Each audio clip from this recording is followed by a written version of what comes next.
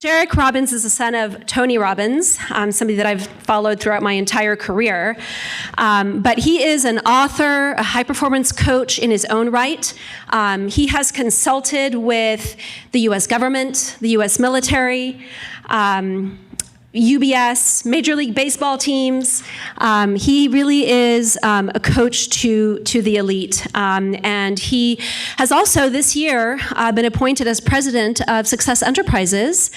And you will find in your swag bags a copy of Success Magazine. It's an amazing magazine. I really recommend it. Lots of good stuff in there. And a few of my friends actually have columns in there. So just really happy that you guys were able to send us some of those so we can share it with the audience. Jairek, today you're going to be talking to us about money mastery. So we are excited to hear what you have to say to enlighten us with all these tips and tricks that we're learning today. We're going to be making a lot of money. So I guess take it away and let us know how we can master our money. Okay, cool. It's showing backwards on my screen, but is it the right way on your screen, or do I need to flip that? It's straight. We're good. Perfect. So Money Masterclass, I can hear you auditorily, but I can't see you. I'd love to hear in the room, what kind of energy do you all have around money? Make a noise that represents money to you. All right, we're liking it over here. Yeah, y'all get pumped about money. That's great. Now, I'm going to talk about first, what does it feel like when you screw up this topic, when you don't get it right, when you mess up money in your life? I'm going to skip that one.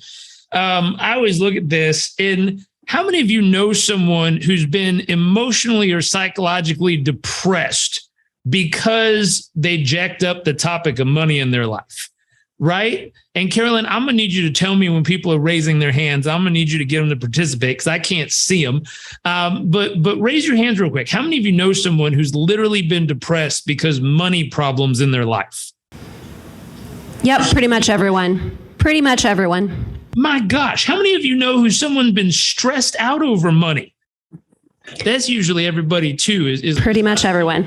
Okay, how many of you know someone who's been overwhelmed with money? Now, overwhelmed doesn't mean you don't have any. Sometimes having a bunch of it, but not knowing what to do with it or how to properly manage it creates overwhelm. It creates fear of what if I mess it up and lose it? How many people know someone who's been overwhelmed with money? Yep, hands are going up. And the worst part is if we screw this up, we get in a position that we're not able to care for the ones we love. That just straight up sucks.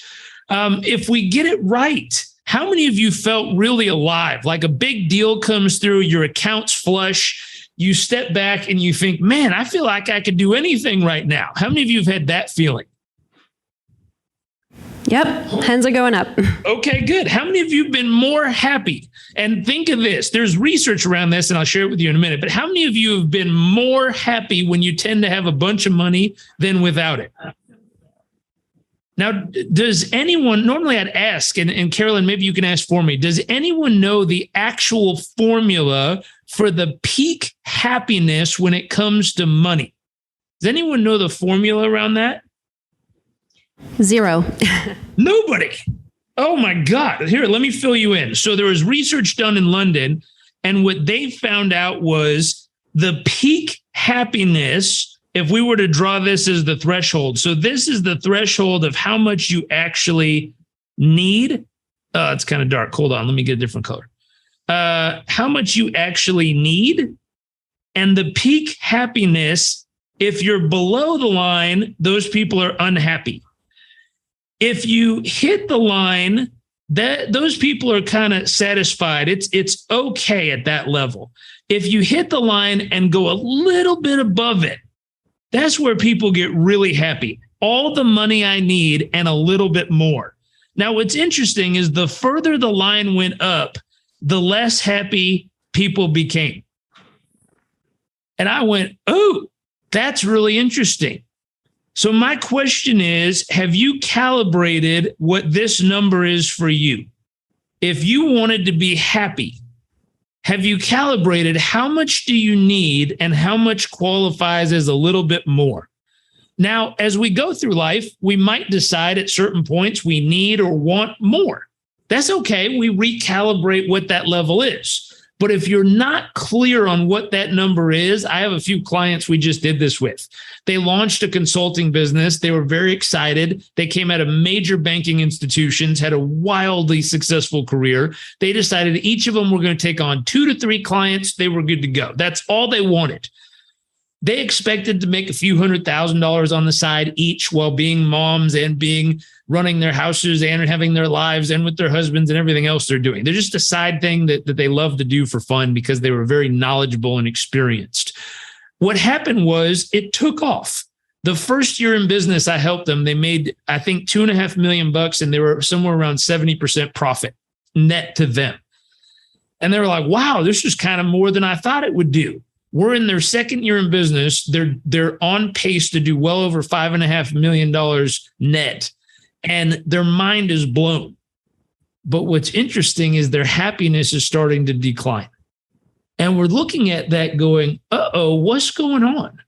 And what we noticed was they've started to pass beyond the point of what they need, and they're now trekking up here.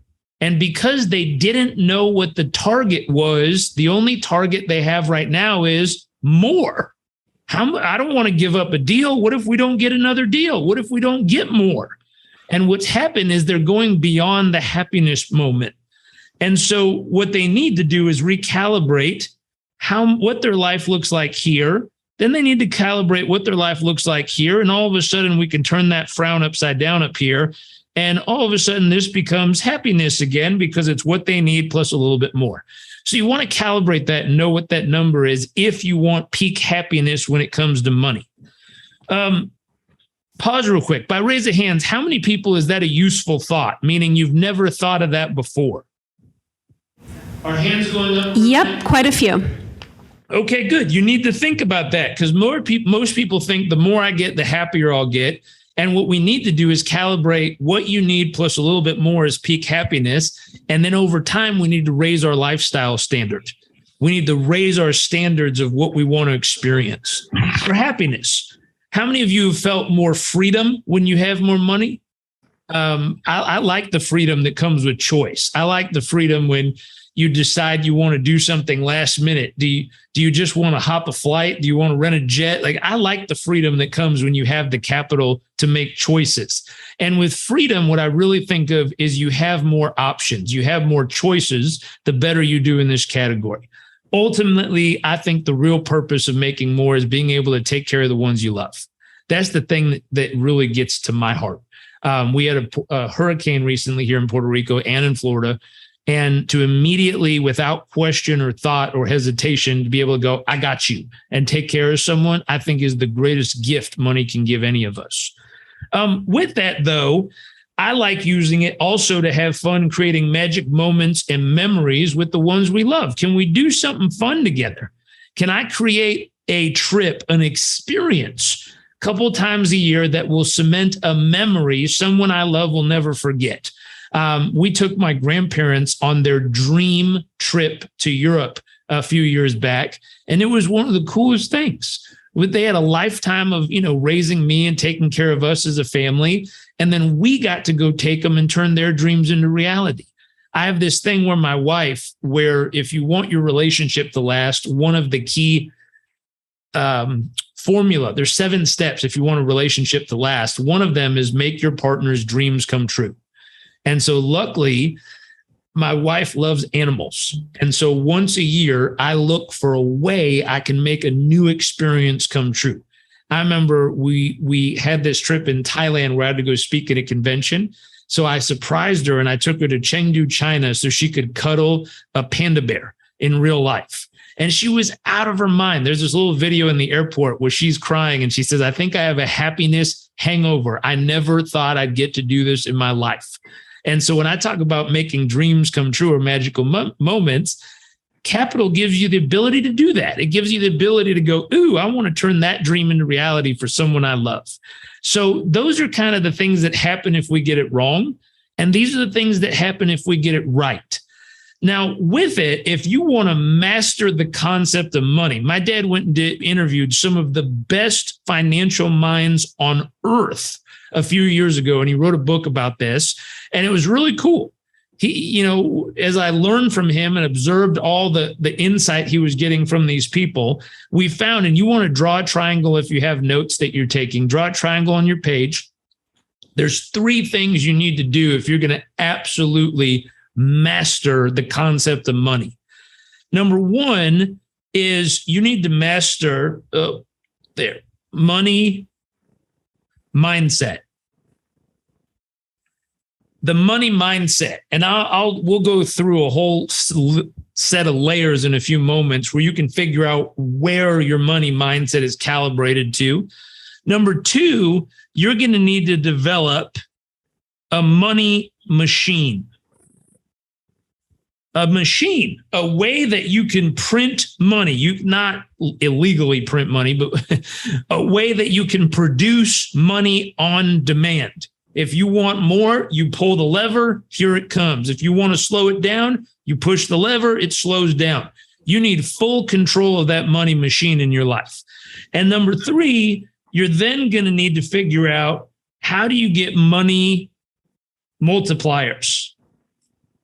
Things that can multiply the money for you. I've heard Tina Call, I was at an event with her in Michigan, and she said she had 7 different streams of income.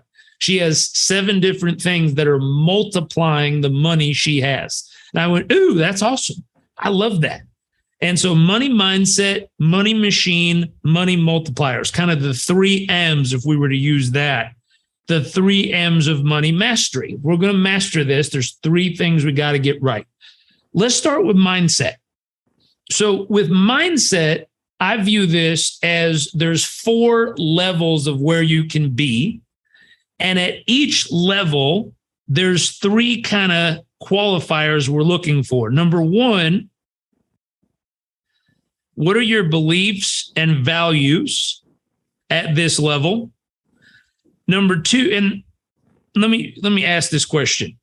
How many of you think if you have the wrong beliefs about money, that no matter how much you get, you could probably make it disappear? Isn't that true? If you have the wrong money beliefs, no matter how much you get, you can make it disappear like that. I knew a guy who inherited $5 million and made it disappear in less than 8 months.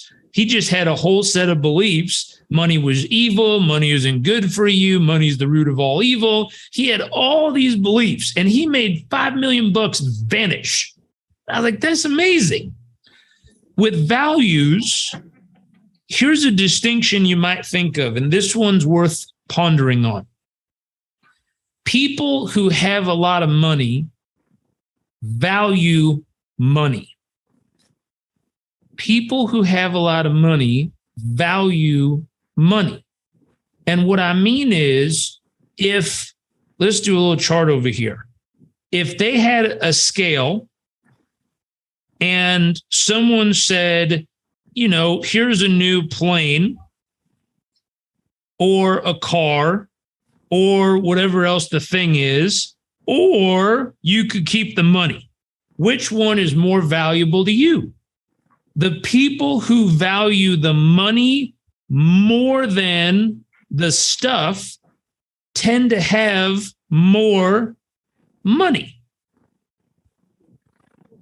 As simple as that sounds, I remember when I first heard that, I thought about it and I went, how much do I value money?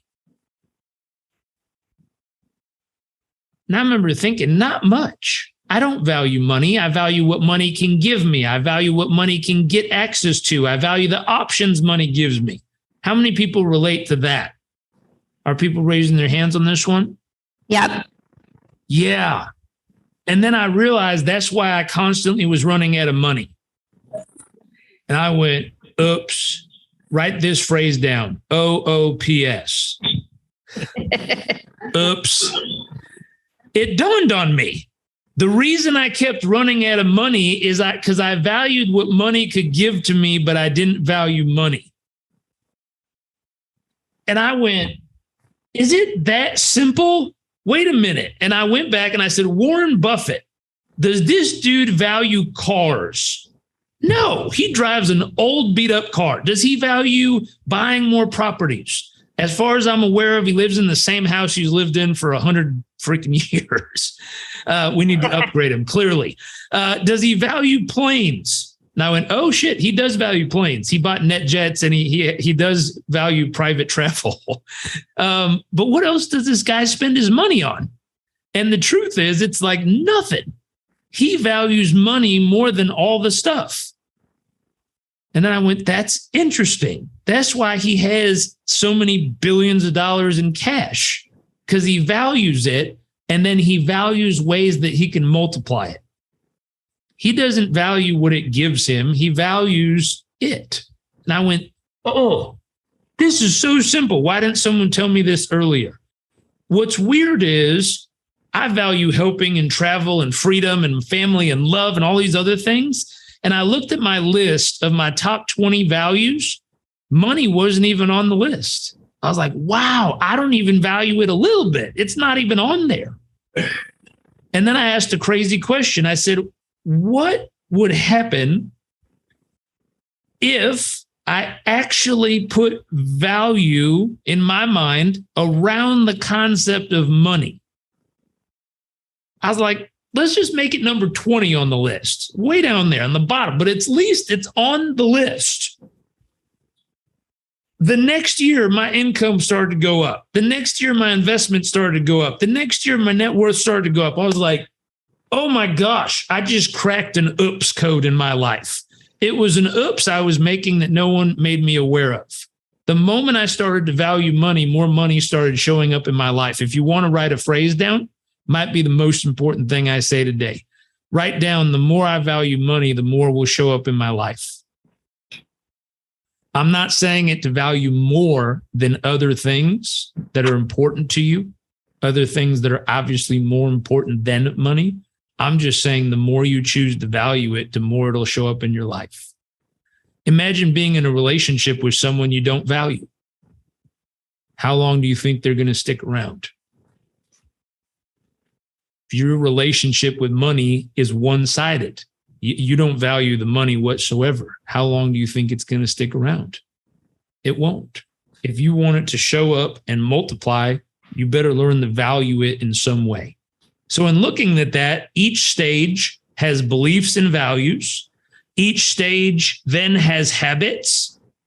Are there certain behavioral habits that make money show up and multiply? Yeah. And are there certain behavioral habits that make money disappear regardless of how much you have? Totally. And so we got to figure out the beliefs, the values, the habits. And third, we then want to ask what kind of results show up at each of these stages. And so the very first stage, and whenever I write this down, I wish I could see your faces right now, because whenever I write down this next phrase, something very funny happens. Everyone's face tells the entire story. How many of you know someone you would consider a money disaster? Carolyn, how do their faces look? They're taking it in. Most people kind of smile or just nod a little bit. How many, just by raise of hands, how many of you have at least one person that immediately comes to mind when I say the word money disaster? Everyone got at least one person where you're like, oh, I know who they are. And they're just that person. Let's out loud real quick. And Karen, I'm going to need your help. What are the beliefs and values that person has about money? Tell me something they've told you about money when you've talked to them about the topic. So someone who's a complete disaster on the topic, what are the things they say out loud of what they believe about money? What have they told you? Carolyn, can you take a couple examples for me? So somebody said you can't take it with you. Yeah. What else do they say? They feel guilty or undeserving. There you go. What else do they Anybody say? else? What's that? They hate that rich people don't pay taxes. Yeah, totally. What else do they say? Tell us more, Mike. Money doesn't grow on trees. Money doesn't grow on trees. It's paper. It sure as shit does, but keep going. Good one, Jairek. Right? My wife and I had this talk one time. She goes, money doesn't grow on trees. I went, that's a load of crap. It's paper. Yes, it does. And she laughed. Now, what's funny is I forgot to frame it this way. When I learned that every human you meet is either a warning or an example, a warning of what not to do or an example of what to do. When I grew up a little, I realized everyone is both a warning and an example. If you sit around long enough, you will find out where they're a big ass warning in their life, and you'll figure out where they're a beautiful example in their life. And so what I do is when I find someone who's a money disaster, I teach my brain to go, ooh, I must learn everything they do to make sure I don't do it.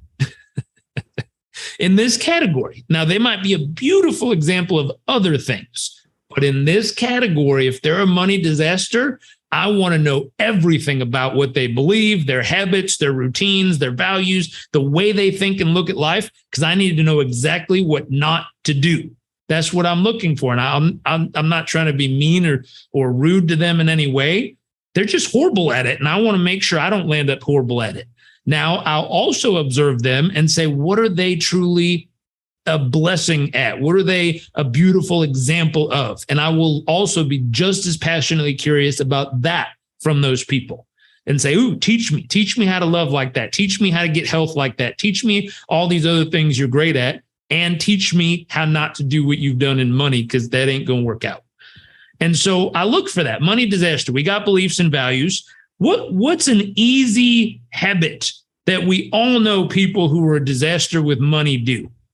If we were to talk about a habit, what is a habit that's just blatantly obvious that someone who's a money disaster does all the time?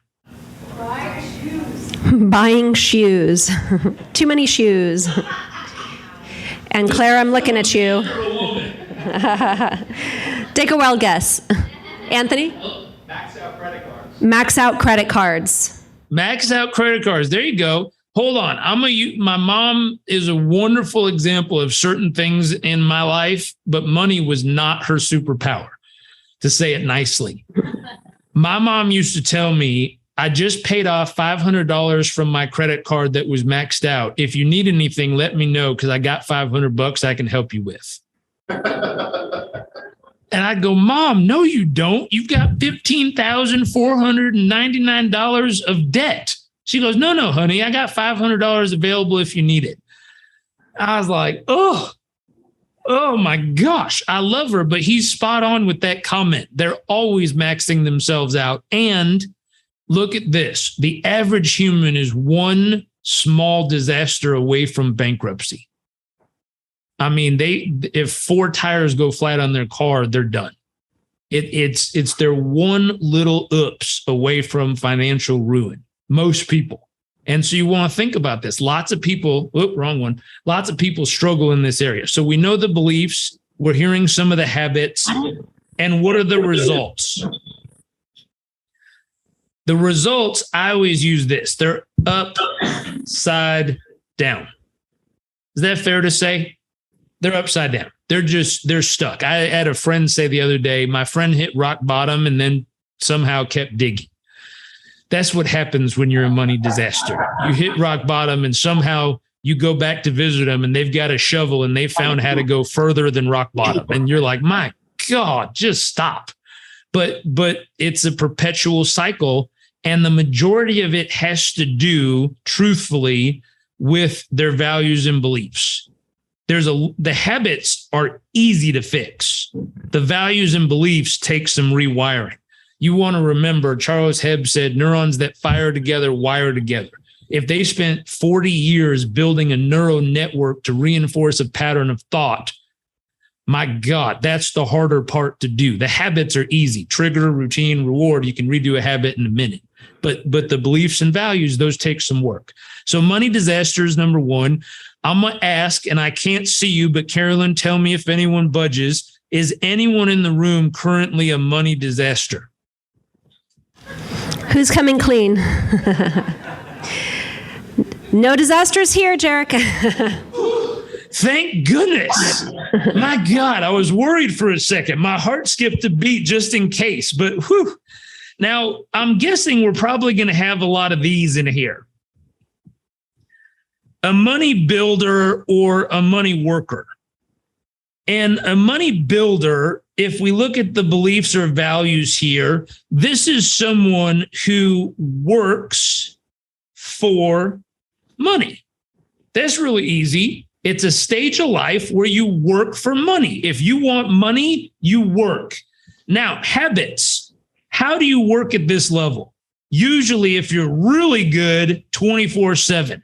I heard someone talking about VAs right before I popped on.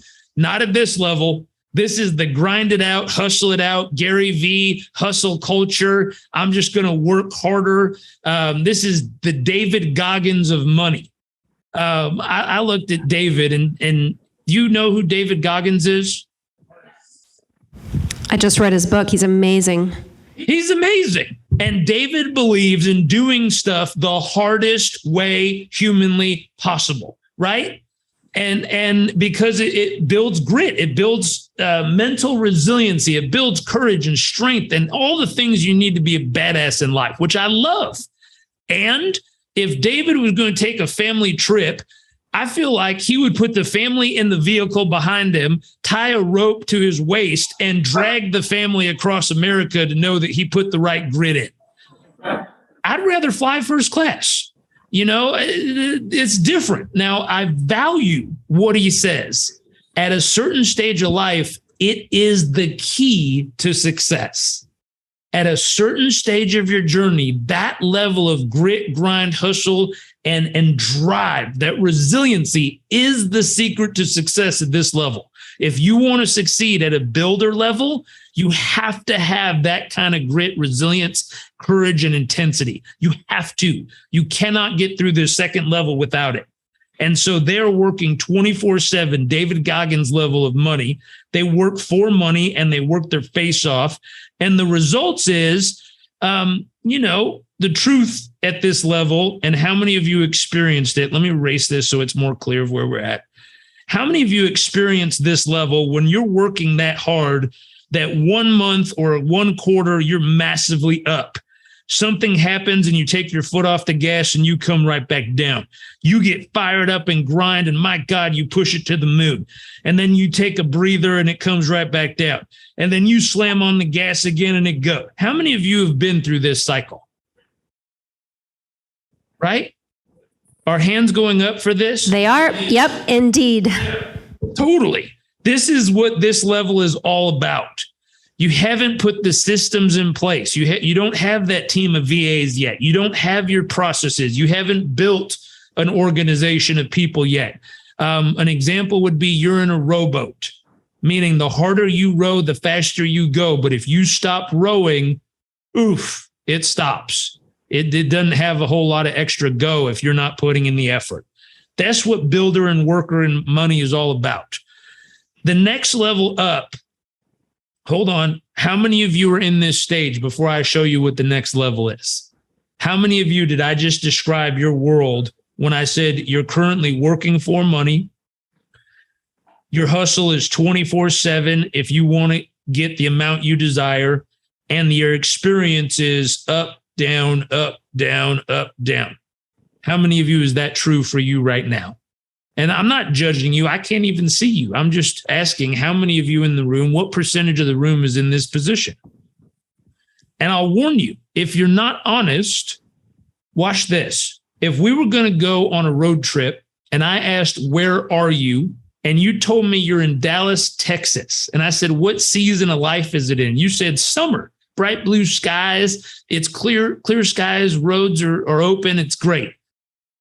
Would I tell you a certain type of vehicle to use? Yeah, use a Porsche. It's going to be great. Top down, scream through the roads, have fun, drive like the wind. It's going to be an amazing trip to New York City.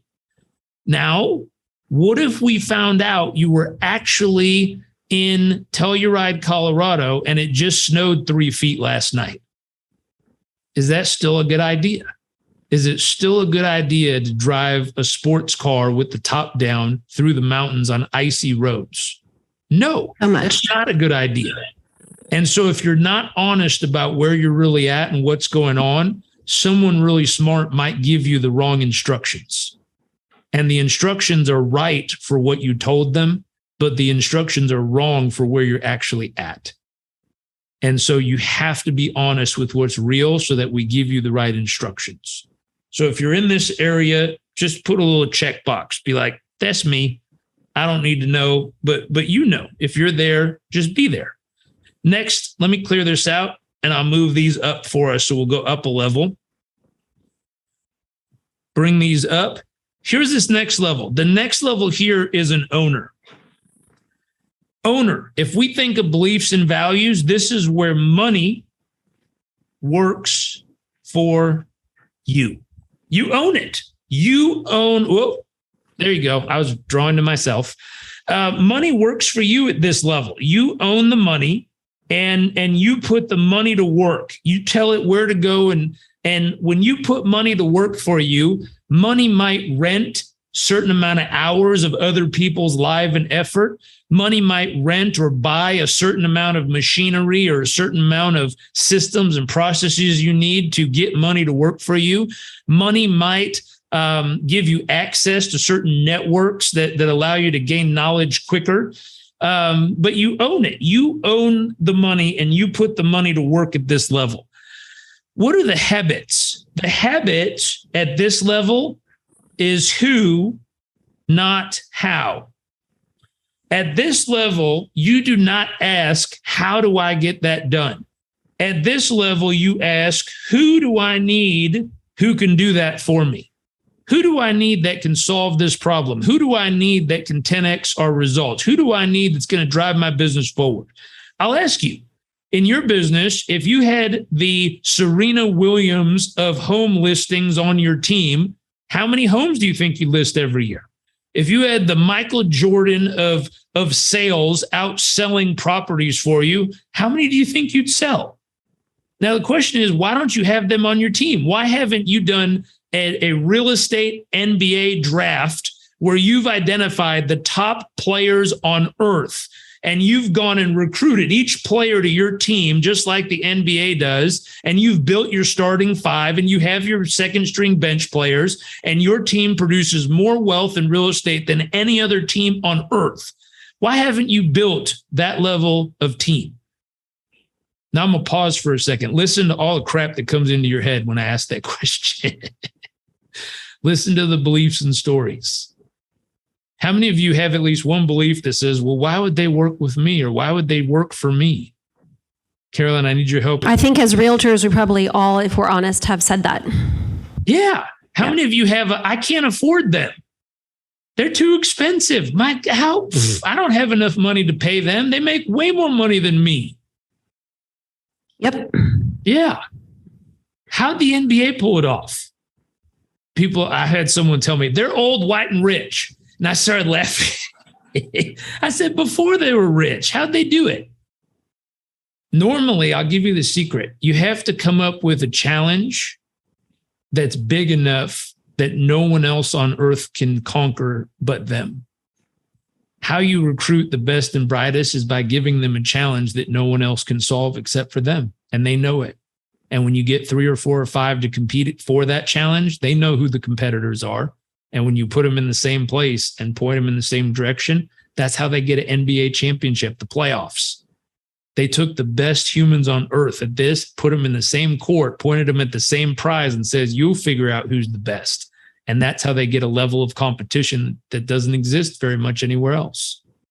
And so on your team, can you create a challenge that's big enough to call the best and brightest up to come play the game with you? If you look at this, what are the results that show up at this level? Generally, it looks like this. If this is the overall game, they might have something that goes up a little, down a little, up a little, down a little. That's reality. Those are markets. But in general, if you look at the line in between all that, the line overall is going straight up. That's what the trajectory looks like when you own it instead of letting it own you. You're putting it to use to drive results. And that's what you're doing. There's one. And so real quick, by raise of hands, how many of you, your day-to-day, you are at this level right here? You own it. You put it to work. You always are asking who, not how. You have money working for you, and it's producing results that you love, and your results overall look like this. How many of you are in this stage? Yeah. Are there some people here? We've got a question that says, can you be in the middle of those stages? Kind of in between? Yeah, as long as we're not here, our job is building up these stages. That's what we're doing. We're on that journey. So you can be in between those. You can be saying, hey, I still do my hustle and I'm putting the right people and stuff in place to get up here. That's totally fair. But are there some people solidly in this stage? I'd say about 20% of the room, I think. Yeah. Awesome. Then there's one more stage to go. Hang on, we might have a question, Jairek. Okay, let's hear it. I understand the owner concept and do that. Hang on one second. I'm going to give you the mic. Oh, please don't do that. Done. I understand and do like the owner concept, but because of still having some money disaster collectively, I do the build a worker thing just to fill up those potholes. Totally. Yeah. And here's what I've learned. When people go through this, Yeah. it's really hard to let go of this stage because of the fear that if I let other people do it and they mess it up, they're going to put me right back here and I don't ever want to be there again. So I'm always going to have a little bit of this builder worker in me. Yep, that's it. That's the middle, I guess maybe you were talking about too. Yeah. Yeah, that means you've got some deep-rooted fear. Yeah. Yeah, Susan Orman always talks about the fear. Yeah. Yeah. And so the fear can be your greatest ally and your asset, the thing that drives you to go to work every day, which is awesome. Yep. Or the fear can be the thing that keeps you stuck at this level and doesn't allow you to get to that next level. All right, so how we get to the next level? We'll go work on that. We'll work on that. I love that. Thank you. Thank you for sharing. Yeah, that's good. Identification, because, and I'll tell you, in relationships, when people get upset with each other, I always ask, are you upset about right now, this moment, or did this trigger a past pain that's now bringing up a fear that has nothing to do with right now and right here? And that's a hard question, because if reality happens to be, oh my gosh, you said something that reminded me of something that happened 15 years ago with someone that hurt my heart, and that caused me to get angry and get animated with you, but it has nothing to do with you. That's like, wow, I need to go do some healing. Otherwise, I've heard it said, don't bleed on people who didn't cut you. That's powerful. People who didn't cut you. That person didn't cut you. Someone cut you years ago and you're bleeding on this person because it kind of sounded like or rhymed with something in the past. And so we want to make sure in this category, we don't bleed on ourselves when the cut isn't here anymore. That was years ago. Learn the lesson, let go of anything else that's holding you back is the key. Hold on to the lesson, release the pain. Hold on to the lesson, release the anchor that's holding you if it's keeping you stuck. Very important. Great question to identify in that area. One more category. So this one is our money.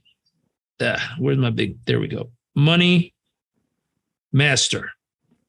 With a money master, let me get these up here. Grab these, move them up, clear this out. With a money master, we're going to look at the three categories. What are the beliefs and values? At money mastery, when you've mastered this topic, you're focused on wealth. Wealth is different than money. Wealth is very different than money. I've heard people say health is wealth. Time is wealth. The ability to have more options is wealth. To choose how, when, where, and how often you live your life is wealth. To wake up and decide what you want to do that day by choice is wealth.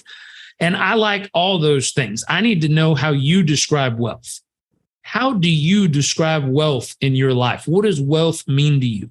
What's the thing that when you're 90 years old, looking back at your life, you're going to go, ooh, that was real wealth. That was what made my life rich. That was what made my life everything that I value.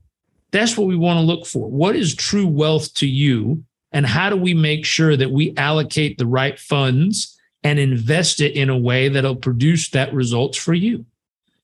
The other piece with wealth here is at this level, we stop thinking about ourselves because we're good. It's like if there was a little checkbox next to us and all the things we need, want, and desire in life, that box is checked at this level. I'm good. There's not a thing I need. There's a few fun things that might be cool along the way, but nothing really checks my boxes anymore. The thing that lights me up now is seeing how many other people I can help cross this line. And that's fun. That's wealth. That's where someone isn't concerned about themselves anymore, and they're truly, truly looking beyond themselves. My dad, I'm extremely proud of. This year, he's at approximately 950 million meals he's delivered through Feed America over the last, I think, 8.5, 9 years. He's on track to come in early. By 2025, he committed to doing 1 billion meals delivered through Feed America. He's at 950 million meals, and it's only 2022. So he's ahead of schedule. He's crushing it. I'm so proud of him. There was a dude who lived 17 years old, was kicked out of the house, living in the back of his car when he met my mom. Like he figured it out. At this stage of his life, him acquiring more stuff doesn't make a difference in his world. At this stage of his life, how many more people he can feed lights him up. For me, I look at the multifamily stuff we invest in, and I do spreadsheets. I'm like, here's 10 years out where our cash on cash is, and here's our total equity value. Here's 20 years, here's 30 years. And I realized as I did it, I said, in my lifetime, yeah, I'm going to have some great cash on cash distributions coming out quarterly from those. And then I kept going, and I'm like, my son's going to be rich, but my grandson, he's going to be like rich. And I started laughing. And I looked at that and I realized that this level, wealth wasn't about me.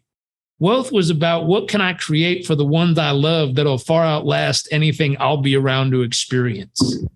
And it's a whole different vantage point at a money mastery level.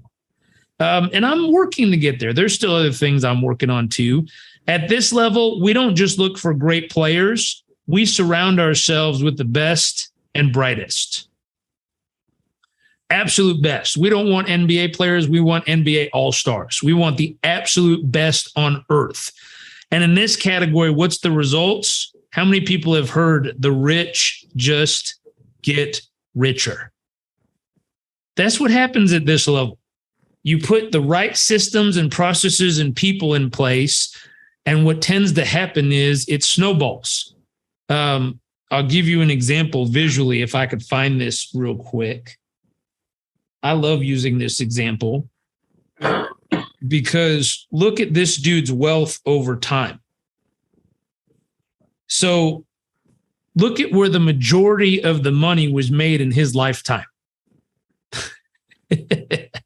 Now watch this. I don't know how old you are, but from 14 to 24, good old Warren, 14 to 24, he made what? $100,000. Good for you. 24 to 34, he turned $100,000 into 3.4 million. My God, good job, Warren.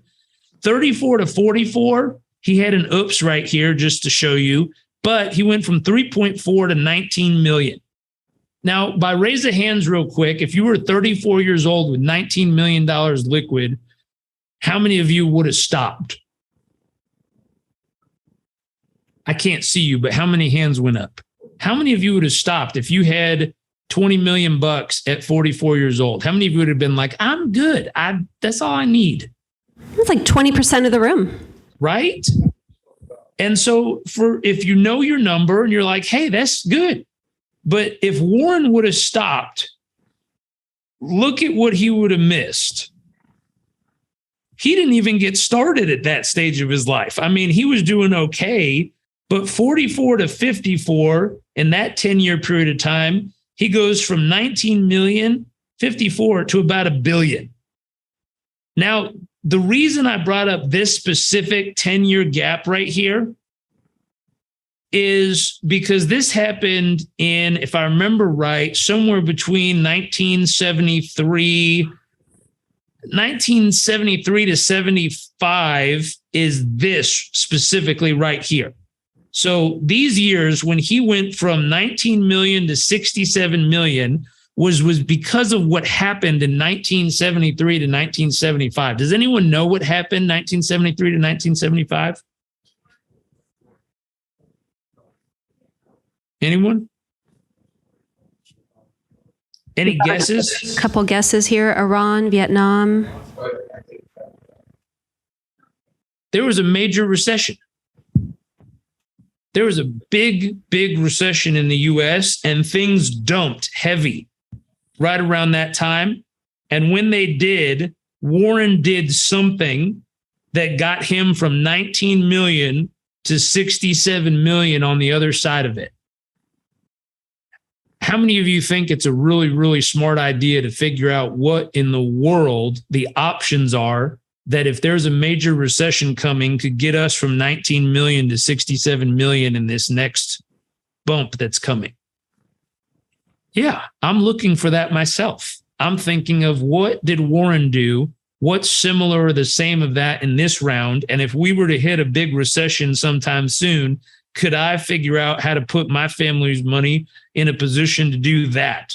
Now, the starting number and ending number might be different. I had someone tell me, well, if I had 19 million, I could figure it out too. We'll figure it out with 100,000, figure it out with $1 million, figure it out with $5 million, figure it out with whatever you got. Or how many of you could put together a group that funds up to 19 million to wait and figure out the opportunities, have the best and brightest around you to instruct you, and then you could turn your 19 million of your group into 67. Let's fast forward. So 10 years, 54, he's at $1 billion. 64, dude's at like 15 billion. 74, Warren's at like 50 billion. 84, he's on his way to 86 billion and beyond. The majority of his wealth was made between 72 and 87. So you just got to think of that and say, okay, if I'm a master this topic, I have to know that I need to put the best and brightest people around me, and I need to think way bigger than just myself. Here at the builder level and owner level, people are often thinking about themselves or their team or their immediate family. At this higher level, people are thinking way beyond themselves. So number one, where are you is my first question. Number two, what is your next level? Where is your next level on this journey? I heard some of you are kind of here in the process of getting here. I'm guessing some of you might be here, ready to level up here. I know that none of us were here, luckily, but wherever you are, you want to be very clear on what you need to do to fine tune up to this next level. The thing you want to think about with a money machine, and I'll be quick on this because I realize time is tight. When you think of your money machine, this is the thing you use to drive money. When you need it, you turn it on and you slam on the gas. When you're flush with money, you might put it in idle or just kind of roll with it, but you don't drive as hard. And so when you do it, you have to calibrate. And what I mean is, do you choose an option that's low risk or high risk, right? And say, ooh, am I going to choose a low risk or high risk option? Am I going to choose something that takes a low amount of time or a lot of time? Am I going to use an option that's slow or an option that's fast? Am I going to do an option that's easy or an option that's hard? Now, some people go, why would I choose hard? I'm going to choose easy. Fair warning, sometimes easy stuff gets boring.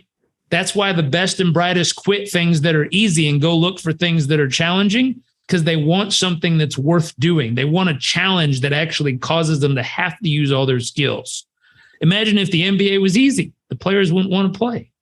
It'd be boring.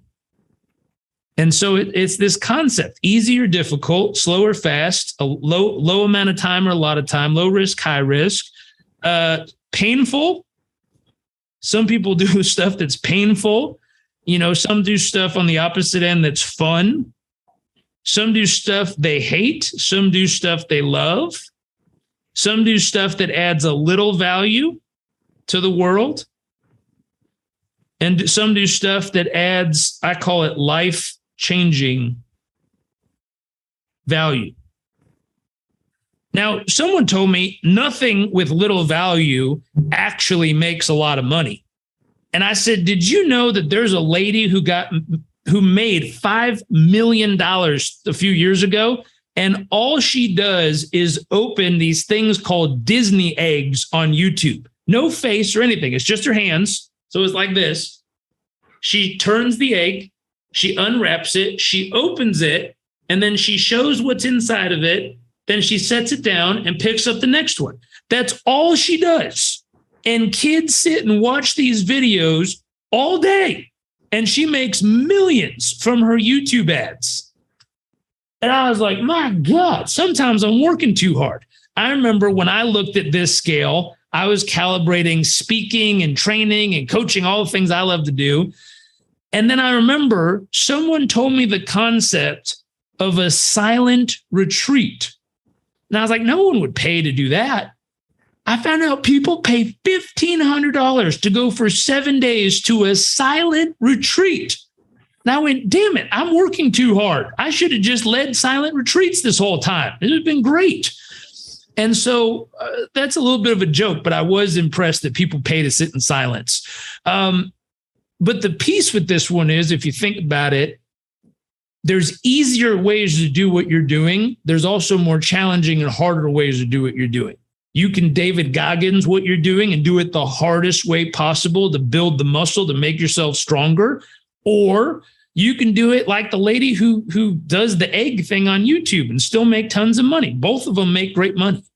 It depends on what is the machine you're using and have you calibrated it to the way that you most enjoy the life you have.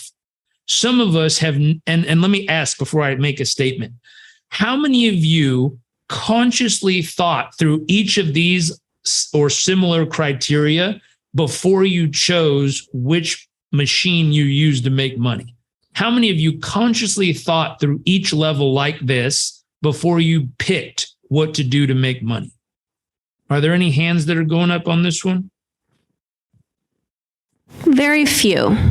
Yeah. Most of us don't think of criteria like this. We just think of, well, how much time does it take and how much does it make? We don't think, is it fast or slow? We don't think, is it hard or easy? We don't think, is it fun or painful? We just go, is the result worth the reward? Okay, great. Then I'll figure it out. Be a little more conscious of how you choose which machines you use, because the more you make, the more options you have to choose different types of money machines. Choose the ones that fit the life you want to live, that make you feel wealthy, that make you feel rich in the process. Don't just choose it because your neighbor chose it or someone next to you said it was a good idea. Choose it consciously. So you got to choose your money machine. Third piece here, we need money multipliers. This is probably the most important slide. Money multipliers. Once you have some money, and you have to follow kind of these 3 steps.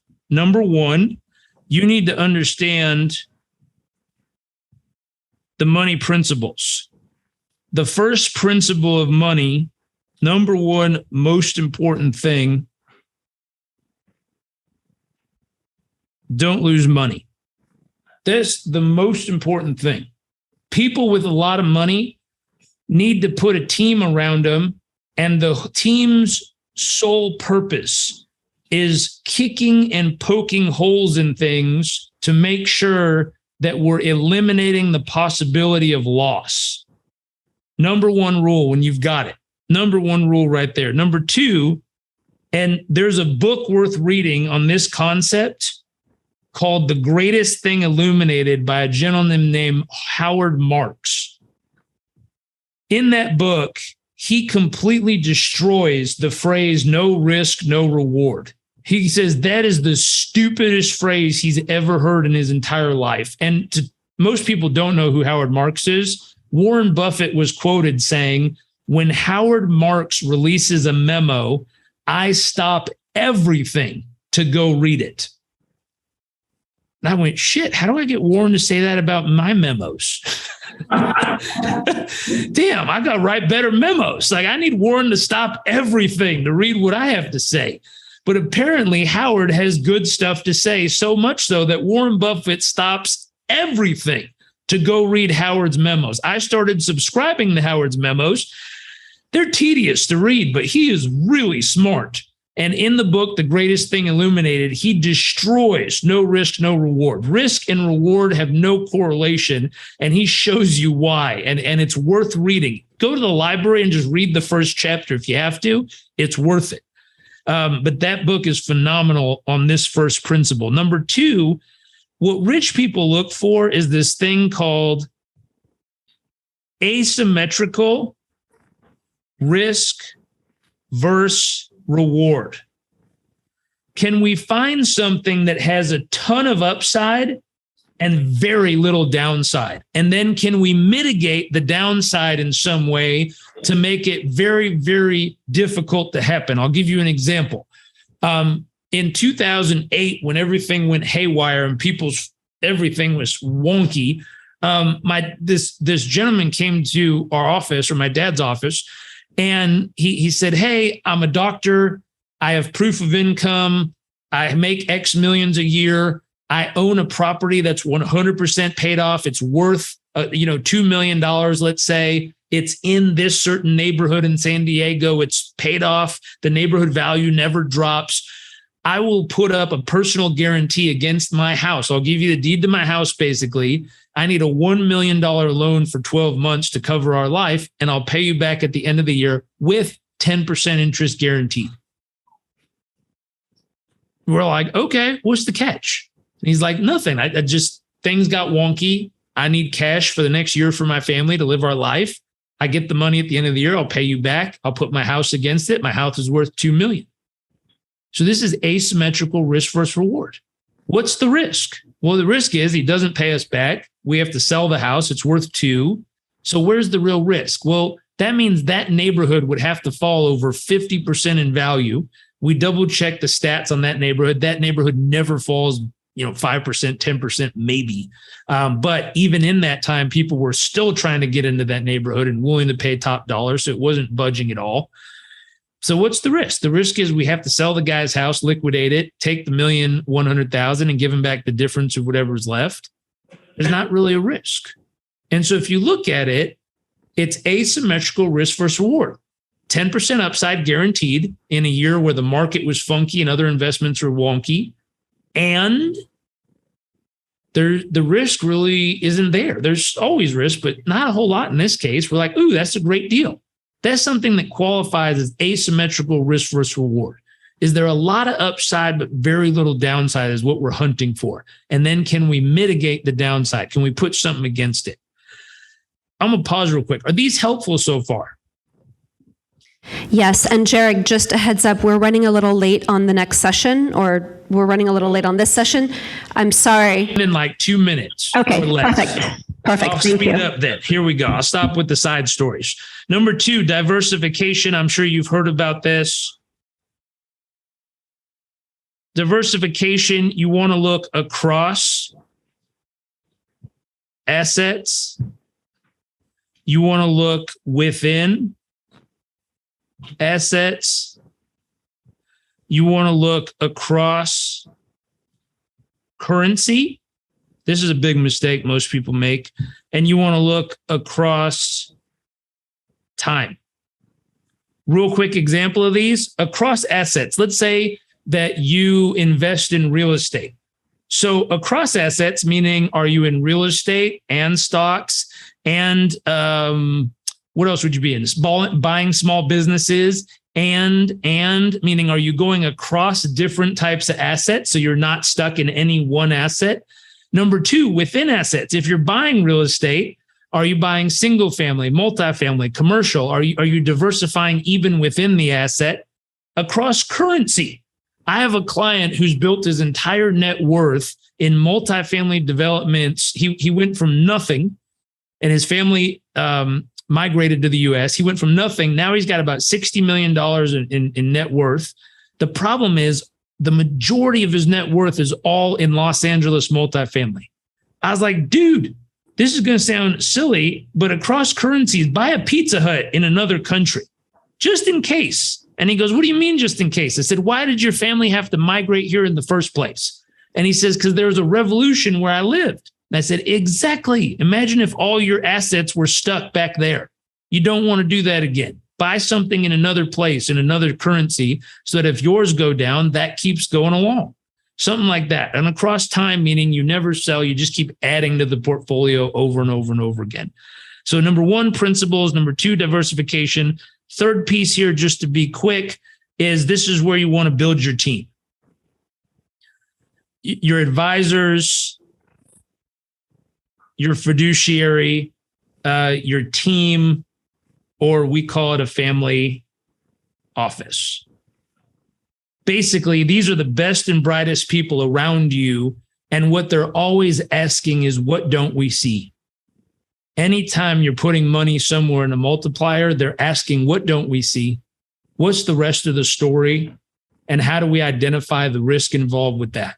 And if you do these three, your money multiplier placement will be so much stronger than without these rules. Okay, I heard my time is up. Thank you for letting me come visit with you. It's been a pleasure. I wish you well in the conference, and hopefully I'll get to see some of you soon at EXPCon in Vegas. But thank you for having me.